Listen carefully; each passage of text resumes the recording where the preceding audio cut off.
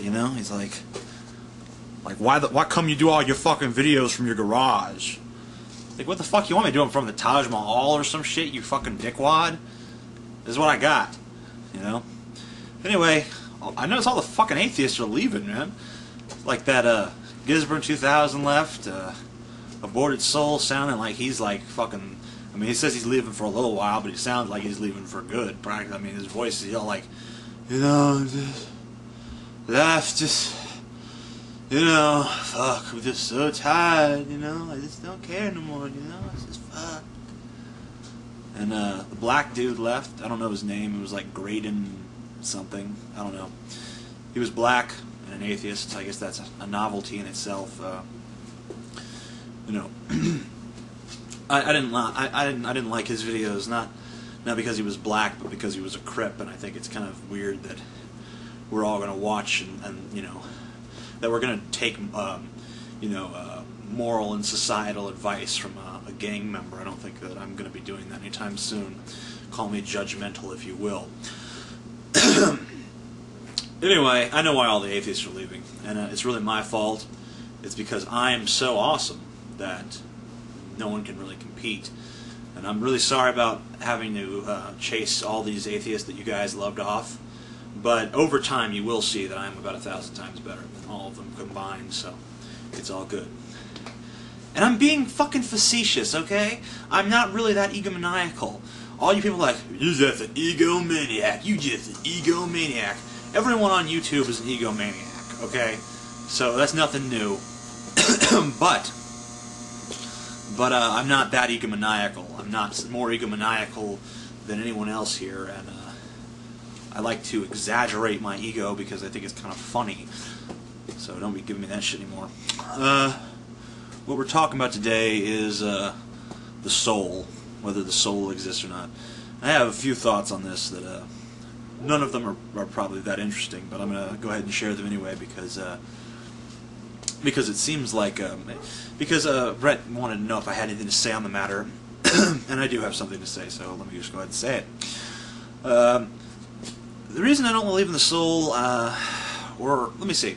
Well, let's assume there is a soul, okay? At what point in our evolutionary history does the soul emerge exactly? Is what I want to know. I mean, I don't think anyone would say that germs have souls. I mean, why would a germ need an immortal soul? It has no thoughts or feelings, so there's no reason for it to have an immortal soul, but it is alive. Now, does it start in newts? I mean, does it start in birds? Does it start only in the mammals? Does it start only in the primates? When does this soul come into the picture is what I want to know. Or is it a uniquely human thing? Was it developed around the same time that we became sentient? Is that when we developed the soul? If it is, then I have some questions about the soul. If you clone me, does my clone have a clone of my soul, or does it develop its own soul? Do we have a soul from birth, or does it develop throughout our lives? Where does this soul come from? If you downloaded all my memories onto a computer, all my thoughts and memories and feelings and all that shit was transferred onto a computer, would my soul be transferred as well, or would my soul die along with my body? It would seem to me that if the soul is attached to the consciousness, then if the consciousness is relocated, then the soul would also be relocated. But that makes no sense. We know that, so it seems kind of weird. Now, if you copy my consciousness but don't kill the original host body, then we have two me's. We have one in an artificial body and one in a real body. So who gets the soul? Or do we split the soul, or does the soul get copied too? This is just the kind of questions you have to ask yourself if you're going to believe in this thing called the soul. Also, what exactly is the function of the soul? We know that all the thinking goes on in the brain. I mean, we don't actually know that for certain, but we can be fairly sure that all of the thinking that we do occurs in our brain. You can induce chemicals that will change the way people think, and you can induce chemicals that will change the way people feel, so it seems to me that it's all a physical function. So the soul isn't responsible for thoughts or feelings, So what is it doing? Is it just transcribing them into something that can be immortal? If so, the soul can never grow beyond its current capacity, because if it had a capacity to learn new things itself, then it wouldn't bother with a brain, would it?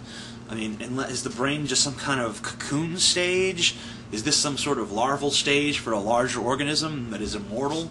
I mean, that's an interesting hypothesis, but I don't see any reason to believe it without any evidence. I mean, you can posit it, and it's interesting, and it is possible, of course. I mean, I don't see how it is at all likely. It seems to me like in all likelihood, you know, death is it. That's it. Once we die, we're gone.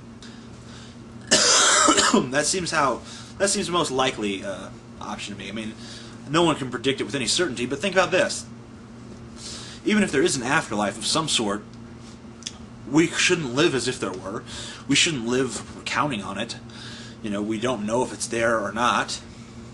So we should always live as if this is all we get, because most likely it is, until we are presented with any evidence to the contrary.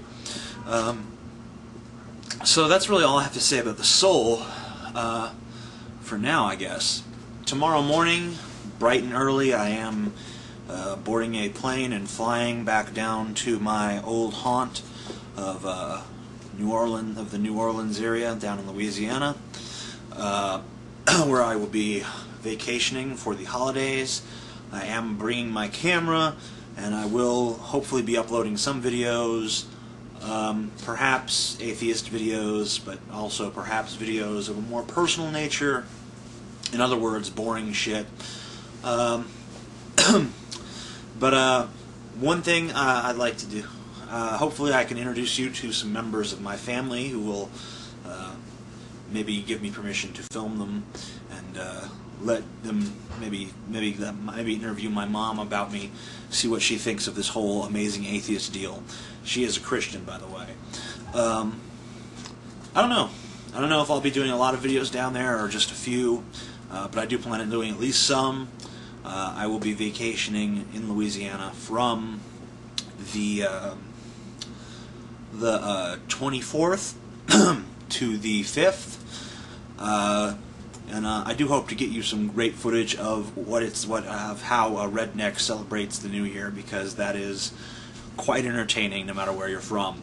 But until then, peace out, and in case I don't get a chance later, Merry Christmas. And I've, by the way, taken the T out of Christmas, much like Aborted Soul does. That's how I'm doing it now. I used to just say Xmas, but Christmas sounds better. And it's not detectable on a purely auditory level. Peace out. Bye-bye.